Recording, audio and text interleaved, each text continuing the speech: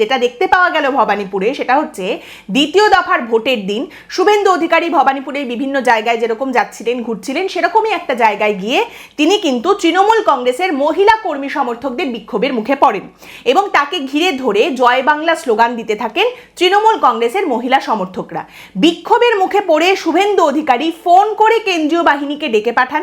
কেন্দ্রীয় বাহিনীর জওয়ানরা সেখানে পৌঁছে লাঠিচার্জ করে পরিস্থিতি নিয়ন্ত্রণে নিয়ে আসেন এবং তারপর শুভেন্দু অধিকারী বলেন বহিরাগতদের এখানে নিয়ে আসা হচ্ছে, ভবানীপুরে তৃণমূল কংগ্রেস বহিরাগতদের ঢোকাচ্ছে।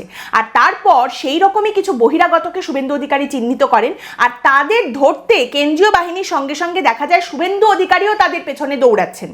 যদিও তৃণমূল কংগ্রেসের তরফ থেকে দাবি করা হয়েছে শুভেন্দু অধিকারী আসলে ওই জায়গায় গিয়ে ভোটারদের প্রভাবিত করার চেষ্টা করছিলেন, সেই কারণেই তাকে ঘিরে ধরে বিক্ষোভ দেখানো হয়েছে।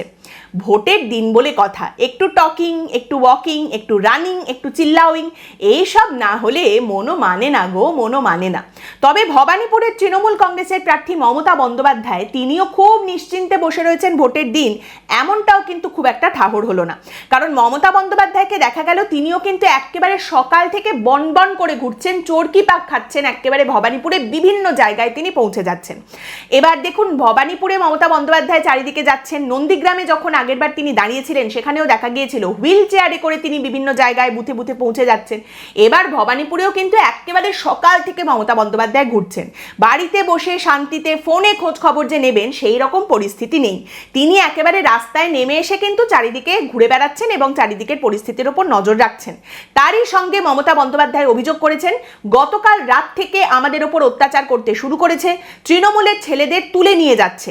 আমি আর অভিষেক কাল সারা রাত জেগেছিলাম, পরিস্থিতির ওপর এইভাবে আমাদের নজর রাখতে হয়েছে। বিনিদ্র রজনী কাটাচ্ছেন তৃণমূল জননী। ভাবা যায়, ভাবা যায় 2026 কি সব যে দেখাচ্ছ তুমি।